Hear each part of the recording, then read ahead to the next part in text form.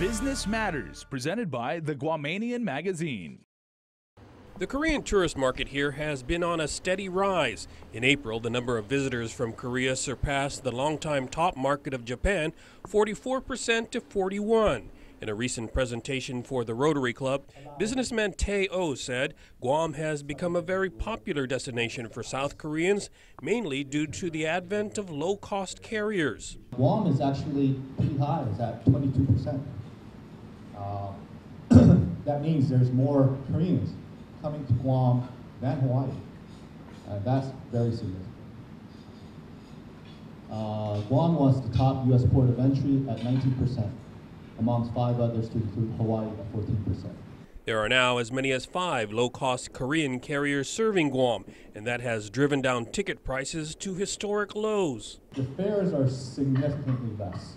To just give you an idea, I think a round-trip ticket from Korea to Guam would probably be around $650 to $700 on Korean Air, versus low-cost carriers.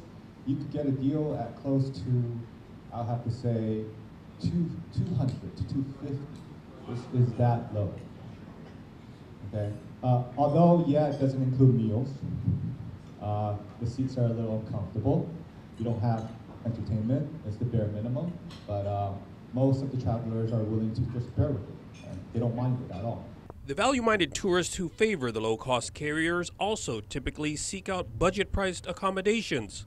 So a cottage industry emerged of bed and breakfasts and vacation rentals, but complaints also surfaced about fly-by-night operators. Former Senator Tina Muñoz Barnes introduced legislation to regulate the industry, but Tae says so far it's not been enforced. The fact is that right now, the bill has already been introduced and signed a year ago, but there are still no rules and regs in place. Tax doesn't have the rules and regs in place to issue out vacation rental or bed and breakfast license. Not one individual has that license here at Guam. So what that either means is, number one, it's illegally operated, or number two, some of the operators are still running under the old business license. Tae, who operates his own bed and breakfast business, says the industry has tripled from a year ago. From 120 units, there are now more than 350 that he's aware of that are listed on Airbnb, the largest booking agency for Guam. He says without regulation, who knows if the government is receiving the appropriate taxes. He adds that the rules and regs are also sorely needed to guard against substandard units and other abuses.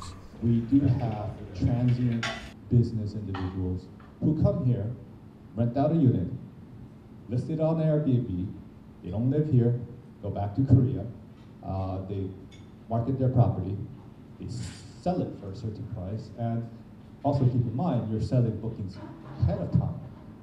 So you book it and you collect as much as you can and you shut doors. Tae fears that if it is allowed to continue unregulated, the industry could turn off customers and eventually die off. Similar, he says, to what happened with the Korean market a few decades ago. Those of you that have been here long enough, it does remind me of the Korean tourist market of the 1990s before the crash. I don't know if you guys remember during that time, but there were mom and pop rental car companies, room rental companies that were opening up, and recently we just had the 20-year anniversary of the Korean Air crash, right? And that was the beginning of the Korean market crash.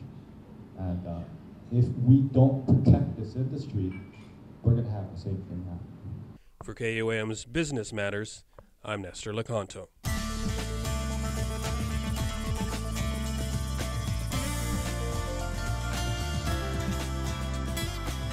Business Matters, presented by the Guamanian Magazine.